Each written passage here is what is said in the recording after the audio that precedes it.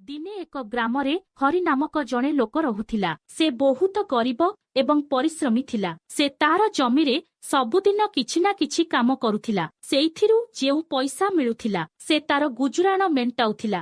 ଦିନକର ଘଟଣା ହରି ତାର ଜମିରେ ଫସଲ କରିବା ପାଇଁ ହଳ କଲା। ତାର ଜମିରେ ପାଣିର ଅଭାବ ହେଲା। ଖରାଦିନ ପାଣି କେଉଁଠାରେ ନଥିଲା। ସେ ଗୋଟିଏ ଗଛ ତଳେ ବସି ପାଣି କିପରି ମିଳିବ ତାହା ଚିନ୍ତା କରି ମନ ଦୁଃଖରେ ବସିଥିଲା। ଠିକ ସେତିକି ବେଳେ ଶ୍ୟାମ ଆସି ପଚାରିଲା,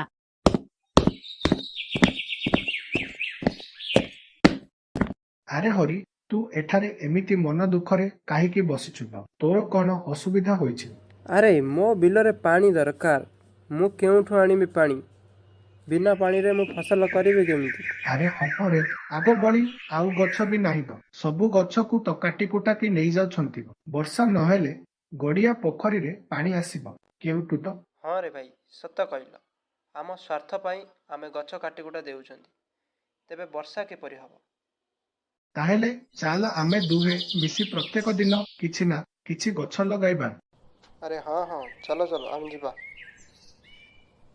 ସେହିପରି ଭାବରେ ଦୁଇ ବନ୍ଧୁ ମିଶି ଗଛ ଲଗାଇବାରେ ଲାଗି ପଡ଼ିଲେ। କିଛି ବର୍ଷ ପରେ ସେ ଦୁଇ ବନ୍ଧୁ ଶ୍ୟାମ ଦେଖ, ଆମେ କେଡ଼େ ବଡ଼ ଜଙ୍ଗଲ କରିଦେଲେ। ମୁଁ ସ୍ୱପ୍ନ ତ ଦେଖୁନି ନା। ହରି, ମତେ ବି ବିଶ୍ୱାସ ହଉନି। ଆମେ ଏଡ଼େ ବଡ଼ ଜଙ୍ଗଲଟେ କରିଦେଲେ। ଦୁଇ ବନ୍ଧୁ ମିଶି ଏହିପରି କାର୍ଯ୍ୟ କରିବା ଦ୍ୱାରା ଋତୁର ପରିବର୍ତ୍ତନ ହେଲା। ଠିକ୍ ସମୟ ଅନୁସାରେ ବର୍ଷା ହେବାକୁ ଲାଗିଲା। ହରିର ପାଣିର ଅଭାବ ଆଉ ଦେଖାଗଲା ନାହିଁ। ଏହିପରି ଭାବରେ କିଛି ବର୍ଷ ଚାଲିଗଲା। ହରି ତା ଜମିର ଚାଷ ଠିକ୍ ପରିମାଣର ଫସଲ କରି ଧୀରେ ଧୀରେ ଉନ୍ନତି ହେବାକୁ ଲାଗିଲା। ଦିନେ ହରି ଶ୍ୟାମର ଘରକୁ ଯାଇଥିଲା।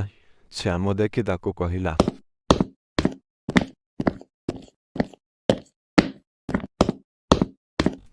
ଆରେ ହରି, ବଲ।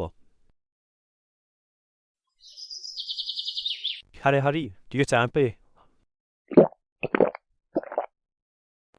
ଆରେ ଏ ଚା କିଏ ବନେଇଛି କିରେ? ପୁରା ମନ କିଣି ନେଇଯାଉଛି। ଯେତେ ଯାହା ହେଲେ ମୋ ସ୍ତ୍ରୀ।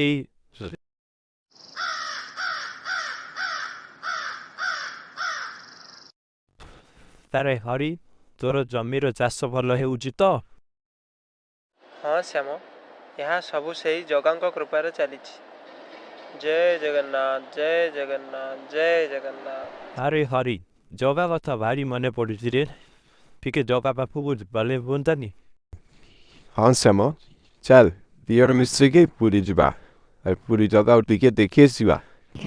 କାଲି ସକାଳୁ ସକାଳୁ ବାହାରି ଯିବା।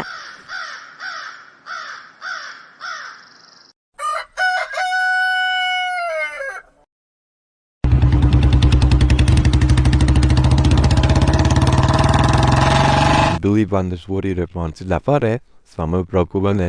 ସେଥିରେ ବୁଡ଼ ମାରି ଜଗା ଦର୍ଶନ ବାହାରିଲେ।